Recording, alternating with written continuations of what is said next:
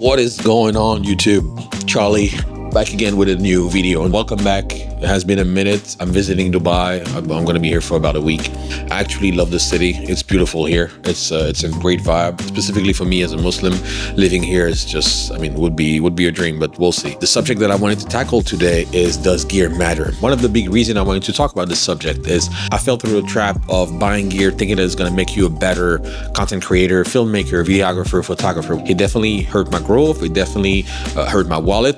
And it's a situation that I don't want to have anyone that's watching this video to be in. So I feel like I need to share a couple of tips, maybe a couple of tricks, maybe a couple of solutions that I found down the line when it comes to gear and purchasing said gear. I totally understand when you're starting out, buying this new piece of equipment that just came out, that there's a bunch of reviews on YouTube about it. You absolutely want it. You feel like this is the next step in your career. This is exactly what you want to produce, the exact same type of content that you see online.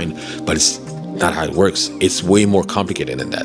And this is why I wanted to put this video out there for the beginners, for the Charlie from 7 years ago when I was just starting out and I was spending money that I didn't have, buying equipment that I didn't need. There's a series that I absolutely love. It's from the Full-Time Filmmaker channel. It's called Beginner versus Pro, I believe.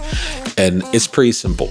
They would get a beginner videographer, give him a very expensive cinema camera, and they would bring a pro with a cheaper camera, way cheaper sometimes. The pro wins all the time, and it's not even close. The pro has way more skills. It's definitely not about the equipment. You look at the cameras that they give to the beginner, I feel like, wow, this is definitely overkill.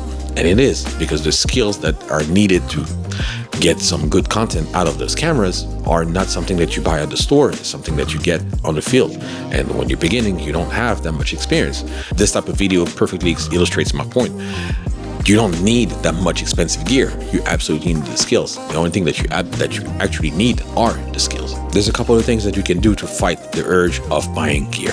One of the best things that I've done recently is I started renting more and more gear, renting the new lens, renting the new camera, whatever expensive gear that you need or you think you need. Once you rent it, you'll see if it's exactly what you expected or if it's better or worse. But you will know at the end of the rental period if it's something that you want to implement in your workflow or not. Just buying gear out of reviews on YouTube is not the right move. You could also implement a cool-off period.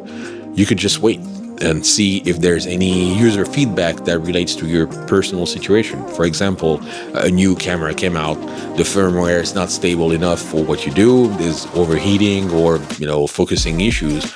You would know after real world feedback from users, not a YouTube pre-embargo video that came out the day of release. You could also simply invest in education, in learning the skills that will bring you more paid jobs.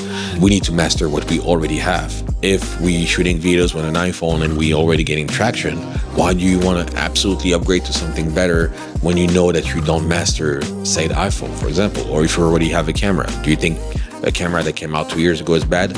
Absolutely not. Most sensors are pretty much the same. The image quality is pretty much the same on whatever you can get.